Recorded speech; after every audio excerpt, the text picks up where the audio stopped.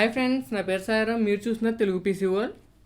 Friends, ఈ వీడియోలో నేను మీకు ల్యాప్టాప్ కొనాలా కంప్యూటర్ కొనాలా దానికోసం అయితే చెప్తాను.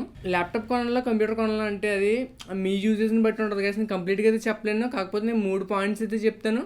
ఆ 3 పాయింట్స్ ప్రకారం మీరు ల్యాప్టాప్ కొనుక్కోవాలా కంప్యూటర్ కొనుక్కోవాలనేది మీరే డిసైడ్ అవ్వండి. 3 పాయింట్స్ ఏంటంటే, ఫస్ట్ది వచ్చేసరికి పోర్టబిలిటీ గాయస్, సెకండ్ది వచ్చేసరికి అప్గ్రేడబిలిటీ, అండ్ థర్డ్ది వచ్చేసరికి పర్ఫార్మెన్స్ అండ్ ప్రైజింగ్. మనం ఫస్ట్ దాని గురించి మాట్లాడుకున్నట్లయితే పోర్టబిలిటీ, ఇది కేవలం ల్యాప్టాప్లోనే సాధ్యమవుతుంది గైస్. ఎందుకంటే మనం ల్యాప్టాప్ కొనుక్కున్నాం అనుకోండి, ఆ ల్యాప్టాప్ మనం అవసరమైతే ఎక్కడ కావాలితే అక్కడ బ్యాగ్లో పెట్టుకుని తీసుకెళ్ళిపోవచ్చు. అదే మనం కంప్యూటర్లో చూసుకున్నాం అనుకోండి, కంప్యూటర్ మనం అలా తీసుకెళ్ళడానికి అయితే ఉండదు. సో మనం ల్యాప్టాప్ కొనుక్కోవడం వల్ల ఫస్ట్ అడ్వాంటేజ్ వచ్చేసరికి పోర్టబిలిటీ గైస్. కాబట్టి ఈ పోర్టబిలిటీ అనేది ల్యాప్టాప్ ఉండే మెయిన్ అడ్వాంటేజ్. మీరు ఒకవేళ పోర్టబిలిటీ కావాలనుకుంటే మాత్రం మీకు ల్యాప్టాప్ అయితే యూజ్ అవుతుంది. అలా కాకుండా మీకు అంత పోర్టబిలిటీ అవసరం లేదు, నేను బయట గట్రా ఎక్కువ వాడను, ఓన్లీ ఇంటి దగ్గర ఉన్నప్పుడు వాడుకుంటున్నాను అనుకుంటే మాత్రం మీకు ల్యాప్టాప్తో పోల్చుకుంటే కంప్యూటర్ అయితే చాలా బెటర్ గైస్. అండ్ సెకండ్ది వచ్చేసరికి అప్గ్రేడబిలిటీ గైస్. అప్గ్రేడబిలిటీ అంటే మనం కంప్యూటర్ కొనుక్కున్నాం అనుకోండి, కంప్యూటర్ పార్ట్స్ అనేవి మనం అప్గ్రేడ్ చేసుకోవచ్చు. అంటే మన నీడ్స్ని బట్టి మనం అయితే అప్గ్రేడ్ చేసుకోవచ్చు. మనం కంప్యూటర్ కొనుక్కున్నాం అనుకోండి, కంప్యూటర్ కొనుక్కున్నప్పుడు ఆ కంప్యూటర్లో మనం ఫస్ట్ జనరేషన్ ప్రాసెసర్ ఇన్స్టాల్ చేసుకున్నాం అనుకోండి, ఆ తర్వాత మనకి ఎప్పుడైనా అప్గ్రేడ్ చేసుకోవాలని అనుకుంటే కనుక మనం కంప్యూటర్లో దాన్ని ఈజీగా అప్గ్రేడ్ చేసేసుకోవచ్చు. ఫస్ట్ జనరేషన్ ప్రాసెసర్ బదులు కొత్త ప్రాసెసర్ అయితే ఇన్స్టాల్ చేసుకోవచ్చు. కాకపోతే మనం ఎలా చేయాలంటే, ఖచ్చితంగా మదర్ బోర్డు ఆ ప్రాసెసర్ని సపోర్ట్ చేస్తుందా లేదో తెలియాలి. అండ్ ర్యామ్ కావాలితే ర్యామ్ అప్గ్రేడ్ చేసుకోవచ్చు, గ్రాఫిక్ కార్డ్ కావాలితే గ్రాఫిక్ కార్డ్ అప్గ్రేడ్ చేసుకోవచ్చు. ఇలా మనం ఏ ప్రాసెసర్ కానీ ఏ పార్ట్ కావాలితే ఆ పార్ట్ని మనం కంప్యూటర్లో అయితే ఈజీగా అప్గ్రేడ్ చేసుకోవచ్చు. అదే మన ల్యాప్టాప్స్ చూసుకున్నాం అనుకోండి, ల్యాప్టాప్స్లో మనకు మెజారిటీ పార్ట్స్ అన్నీ కూడా సోల్డర్ చేసి వస్తాయి. అంటే ఆ మదర్ బోర్డుని ఇంటిగ్రేట్ చేసేస్తారు, సోల్డరింగ్ అయితే చేసేస్తారు. కాబట్టి మనం ఏదైనా ఒక కొత్త సిపియూని కానీ లేదా కొత్త గ్రాఫిక్ కార్డ్స్ని కానీ అప్గ్రేడ్ చేసుకోవాలని అనుకుంటే మనకి ల్యాప్టాప్లో అయితే పాసిబిలిటీ ఉండదు. మన ల్యాప్టాప్లో అప్గ్రేడ్ చేసుకోగలిగే ఏకైక పార్ట్స్ ఏంటంటే only RAM guys and SSD అని కూడా అంటారు. యాక్చువల్గా ఎస్ఎస్డీ అప్గ్రేడ్ అయితే కుదురుతుంది, ఎస్ఎస్డీ కానీ హార్డ్ డ్రైవ్ కానీ మనం అప్గ్రేడ్ అయితే చేసుకోవచ్చు. కాకపోతే మనకు మెయిన్ ప్రాబ్లం ఏంటంటే, వాళ్ళు మ్యాక్సిమం ల్యాప్టాప్స్లో ఒకటే స్లాట్ ఇస్తారంటే, మన సాలిడ్ స్టేట్ డ్రైవ్ కానీ హార్డ్ డ్రైవ్ కానీ వచ్చింది అనుకోండి ల్యాప్టాప్, ఆ సాలిడ్ స్టేట్ డ్రైవ్లో మనకు కేవలం ఒకే ఒక స్లాట్ ఉంటుంది. కాబట్టి మీరు హార్డ్ డ్రైవ్ ఉన్న ల్యాప్టాప్లో ఎస్ఎస్డీని వేసుకోవాలనుకుంటున్నారు అనుకోండి, ఆ హార్డ్ డ్రైవ్ని రిమూవ్ చేసేసి మీరు కొత్త సాలిడ్ స్టేట్ డ్రైవ్ని అయితే ఇన్స్టాల్ చేసుకోవాలి. అదే మనం కంప్యూటర్లో చూసుకున్నాం అనుకోండి, ఆ ప్రాబ్లమ్స్ ఏమి ఉండవు.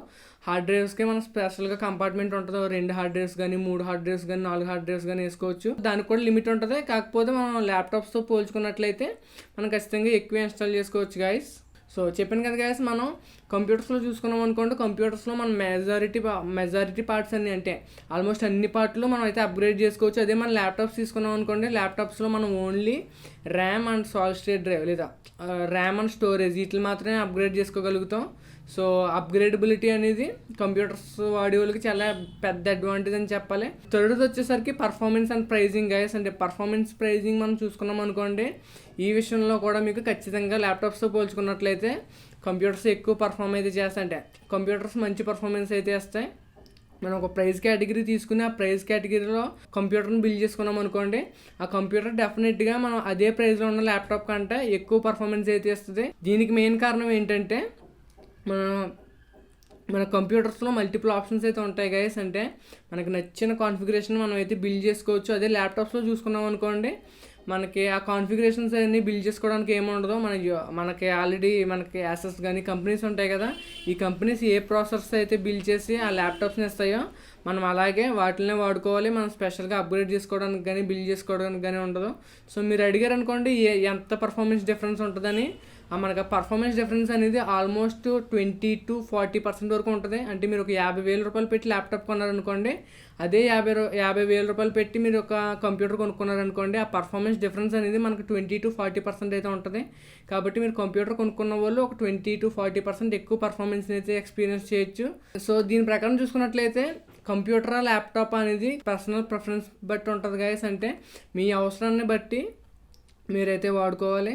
అంటే మీ అవసరాన్ని బట్టి మీరైతే చూస్ చేసుకోవాలి. ఒకటి బెటర్ అని చెప్పలేం. మీరు ఒకవేళ ఎక్కువగా మీరు ఎక్కువ ట్రాన్స్పోర్ట్ చేసేవాళ్ళు అనుకోండి, బాగా ఎక్కువ తిరిగేవాళ్ళు అనుకోండి, లేదా స్టూడెంట్ అనుకోండి, మీరు కొనుక్కున్న కంప్యూటర్ని పట్టుకుని బ్యాగ్లో పట్టుకుని మన కాలేజీకి వెళ్ళి చదువుకోలేం కదా. సో వాళ్ళు ఖచ్చితంగా ల్యాప్టాపే కొనుక్కోవాలి. సో ఆ బడ్జెట్లో బెస్ట్ ల్యాప్టాప్ అనేది చూస్ చేసుకోవాలి.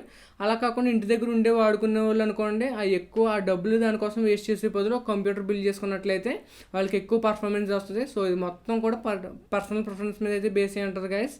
మీకు ఈ వీడియో నచ్చింది అనుకుంటున్నాను. నచ్చితే కనుక మన ఛానల్కి అయితే సబ్స్క్రైబ్ చేసుకోండి గైస్, ఎందుకంటే నేను ఇలాగ కంప్యూటర్స్ అండ్ టెక్నాలజీకి సంబంధించి వీడియోస్ అయితే చేస్తూ ఉంటాను. మన నెక్స్ట్ వీడియో వచ్చేసరికి ఒక సిపియూ తీసుకున్నారనుకోండి, సిపియూలో మనకి జీపీయూస్ అయితే ఉంటాయి. ఆ జీపీయూస్ ఎంతవరకు ఉపయోగపడతాయి నేను చెప్పినంతా కూడా మొబైల్స్ కోసం కాదు గైస్, ఓన్లీ సిస్టమ్ కంప్యూటర్స్ కోసం అయితే చెప్తాను. ఒక కంప్యూటర్ సిపియూ తీసుకున్నాం అనుకోండి, ఆ కంప్యూటర్ సిపియూ మనకి ఎంతవరకు ఉపయోగపడుతుంది అని దానికోసం అయితే నేను నెక్స్ట్ వీడియో అయితే చెప్తాను. సో ఆ వీడియో మీరు మిస్ అవ్వకుండా ఉండాలంటే ఖచ్చితంగా మన ఛానల్ సబ్స్క్రైబ్ చేసుకోండి guys. Signing off guys, bye.